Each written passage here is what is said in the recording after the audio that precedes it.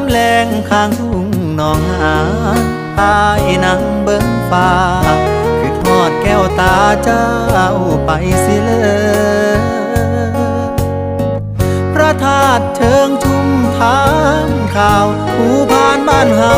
ยังคอยเสมอใจเข้มคือเกลือแต่บ่น้องสาวฝนโปรยจากฟ้าเมื่อน้ำตาไหลในใจของอายเป็นห่วงคนไกลบ่มีข่าวคราว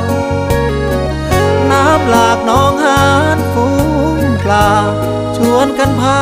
ลอยลงลำเปล่าดังใจผู้สาวที่ไปหวังอายบ่แม่นผ้าแดงบ่มีมนต์แต่งไปอ้อนไปเว้าให้คนลืมข่าวคือทอดความหลัง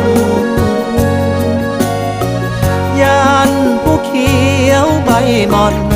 ไปหลงคำวอนของคนมีตังย่างเขาเด็ดนางไปใส่ต้มยำ